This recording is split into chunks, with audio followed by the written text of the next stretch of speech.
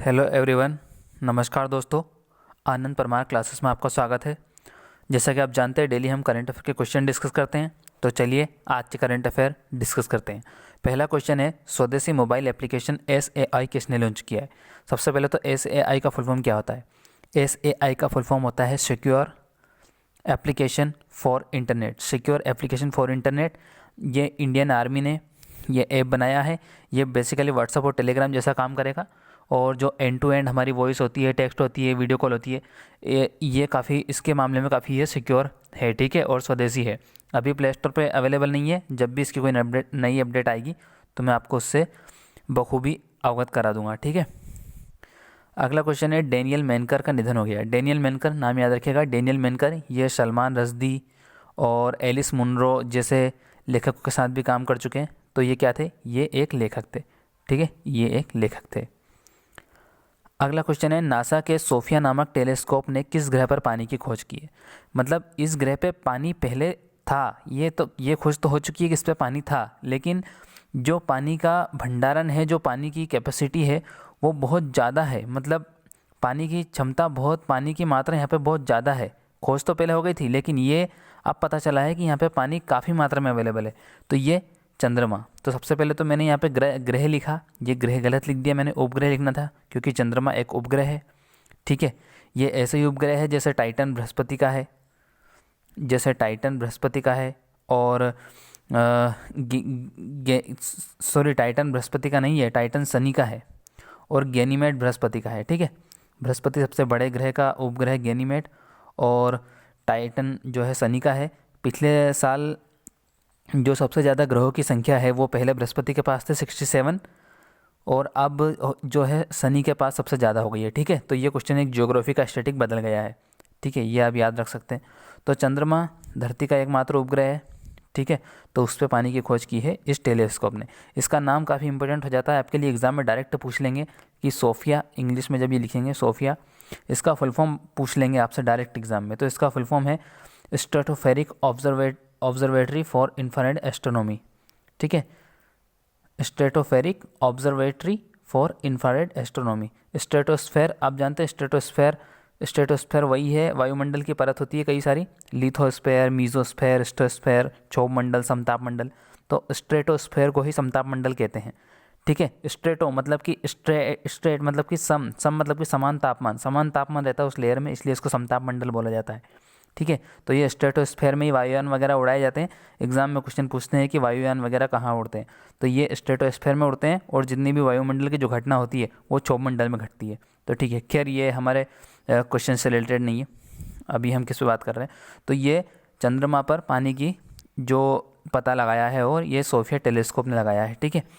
अब नासा का, और ये किसका, ये टेलीस्कोप किसके द्वारा अंडर काम कर रहा है, ये नासा के अंडर काम कर रहा है। नासा का फुल फॉर्म है national aeronautical and space administration. NASA का हेडक्वार्टर है वाशिंगटन डीसी में। नासा का हेडक्वार्टर है वाशिंगटन डीसी में, और इसके अध्यक्ष है जिम ब्रेंडस्टाइन, जैसे कि हमारे इसरो के हैं AS Kiran Kumar. Sorry, AS Kiran Kumar पहले थे, K सिवन है, जैसे कि हमारे इसरो के K सिवन है, उस तरह नासा के जिम ब्रेंडस्टाइन है, ठीक है। तो ये, और अभी नासा ने एक कंपनी है उसके साथ मिलकर चंद्रमा पर 4G LTE भी शुरू किया है। तो 4G LTE शुरू चंद्रमा पर करने वाला नासा किस कंपनी के साथ MOU पर साइन किया है, नोकिया के साथ। मैंने आपको बताया था नोकिया के साथ, नोकिया जो फिनलैंड की कंपनी है, ठीक है। फिनलैंड की राजधानी आई थिंक हेलसिंकी है, ये कंफर्म कर लीजिएगा। तो इस क्वेश्चन में इतना ही, ठीक है। चलते हैं अगले क्वेश्चन। तो याद रखिएगा, नासा के सोफिया नामक टेलीस्कोप ने चंद्रमा पर पानी की खोज की है, ठीक है। चलते फिर अगले क्वेश्चन पे। निम्न में से किस IIT संस्थान और ASI ने स्मारकों की बहाली के लिए इतावली संस्थान के साथ समझौता किया है। इटली के संस्थान के साथ समझौता किया है, इटली ये किया है IIT कानपुर, ASI और इतालवी संस्थान। तो ASI का फुल फॉर्म क्या होता है, ASI क्या होता है, ASI होता है archaeological survey of India, archaeological survey of India, ठीक है। जिसके अभी वर्तमान में आपसे अध्यक्ष पूछ सकते हैं, तो वर्तमान में इसका अध्यक्ष है वी विद्यावती, नई दिल्ली में इसका हेडक्वार्टर है, ठीक है। तो ये इटली के स्मारकों, इटली के साथ हमने किया है। और किस लिए किया गया है यहाँ पर लिखा है, देखो स्मारकों की बहाली। स्मारकों की बहाली मतलब कि जो हमारे पहले के जो यूनेस्को वर्ल्ड हेरिटेज साइट हैं और जो अच्छी साइट्स हैं उनकी मरम्मत करना, ठीक है, उसके लिए। अभी अभी हाँ, आपसे मैं ये पूछ सकता हूँ, इटली जो है, इटली की एक खासियत ये है कि इसके पास 55 वर्ल्ड हेरिटेज साइट है जो यूनेस्को डिक्लेयर करता है, ठीक है, United Nation Scientific Educational Cultural Organisation. तो इसके पास 55 साइट है और चाइना के पास भी 55 ही वर्ल्ड हेरिटेज साइट है। तो इटली और चाइना सबसे ज़्यादा यूनेस्को वर्ल्ड हेरिटेज वाला कंट्री है। भारत के पास 38 है, ठीक है। तो चलते हैं अगले क्वेश्चन पे फिर। निम्न में से किस शहर में प्लास्टिक प्रीमियर लीग टूर्नामेंट शुरू किया गया? प्लास्टिक प्रीमियर लीग टूर्नामेंट ये क्या है बेसिकली? ये है कि इसमें 19 क्षेत्र होंगे और 4 टीमें बनाई जाएंगी यहाँ की नगर निगम द्वारा, और 4 टीमें अलग अलग जगह से प्लास्टिक इकट्ठा करेंगी, जो प्लास्टिक यूजलेस प्लास्टिक है उनको, और एक जगह पे इनको सब अलग अलग 4 टीमें अपना सर्वश्रेष्ठ प्रदर्शन दिखाएंगी, और जो टीम सबसे ज़्यादा प्लास्टिक इकट्ठा करने में फर्स्ट पे आएगी उसे पुरस्कार भी किया जाएगा। तो ये काफ़ी एक बहुत ही अच्छी पहल है, और इस शहर को प्लास्टिक से मुक्ति मिलेगी। ये शहर स्वच्छता में पहले ही टॉप पे चल रहा है, तो आप समझ गए होंगे। इंदौर जंक्शन चौथी बार जो स्वच्छता अभियान जो 2 अक्टूबर को चालू हुआ था, तो स्वच्छता सर्वेक्षण में चौथी बार इंदौर पहले नंबर पे आया है, ठीक है। तो इस बार भी पहले नंबर पे इंदौर आया था, और सेकंड पे कौन आया था? सेकंड आपसे ज़रूर पूछ सकते हैं। सेकंड पे आया था गुजरात का सूरत, ठीक है। तो इंदौर लगातार चौथी बार से टॉप पे आ रहा है। तो ये यहाँ पे जो प्लास्टिक प्रीमियर लीग कहाँ खेली जाएगी? तो ये अब ये शुरू की है इंदौर ने, ठीक है। मध्य प्रदेश का शहर है, मध्य प्रदेश की राजधानी भोपाल है। यहाँ के सीएम शिवराज सिंह चौहान हैं, जिसे यहाँ के लोग प्यार से मामा कहते हैं, ठीक है।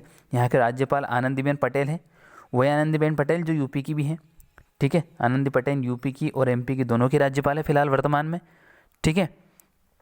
तो ये इसके बारे में, ठीक है। और अभी अभी मध्य प्रदेश के बारे में अगर बताऊँ तो यहाँ पे सीएम मुख्यमंत्री किसान सम्मान निधि योजना भी शुरू हुई है, जो पीएम किसान सम्मान निधि थी उसके ही जैसी।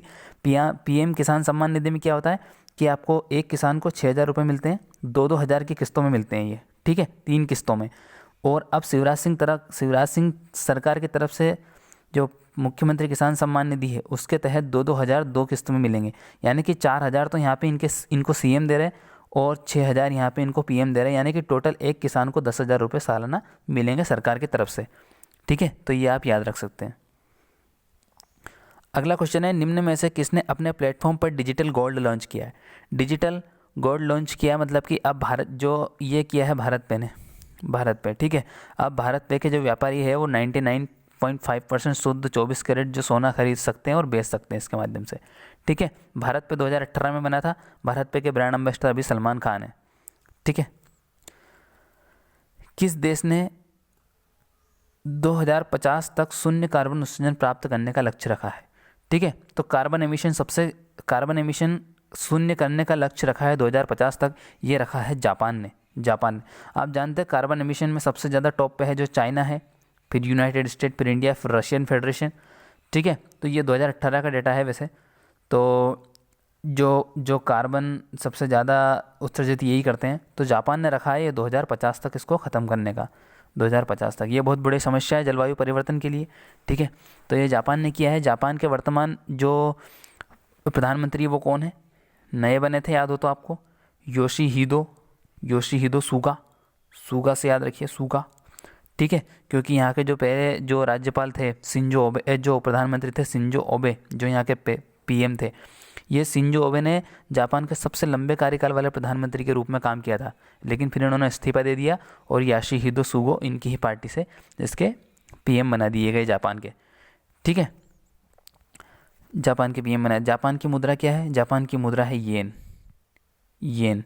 जापान की और चाइना की मुद्रा में बच्चे बहुत कन्फ्यूज होते हैं, तो जापान की येन है और चाइना की युआन है, ठीक है। और चाइना की को रेगमिन भी बोला जाता है इसकी मुद्रा को कई बार, रेगमिन बी, ठीक है। तो ये आप याद रखिए। जापान के मैंने पीएम आपको बता ही दिए। जापान की राजधानी टोक्यो है।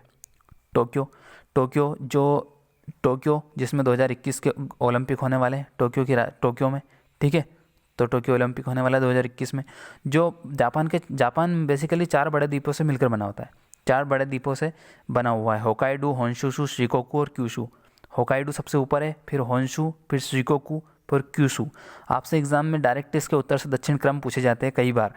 और आपसे ये भी पूछा जा सकता है कि जापान की जो राजधानी है टोक्यो, वो किस द्वीप पर बसी है जापान के, तो जापान के होन्शु द्वीप पर बसी है, होन्शु। ठीक है, सेकंड नंबर का, तो ये आप याद रख सकते हैं। ठीक है, तो आई थिंक ये लास्ट क्वेश्चन था। तो आज की वीडियो में इतना ही। वीडियो कैसा लगा कमेंट करके बताइएगा। अगर ठीक लगा हो तो लाइक कीजिए और शेयर ज़रूर कीजिए अपने दोस्तों के पास, ताकि उनको भी करंट अफेयर मिल सके। और काफ़ी एक्स्ट्रा इन्फॉर्मेशन आपको देने की कोशिश करता हूँ मैं। तो ठीक है फिर सब्सक्राइब कीजिए। बाय।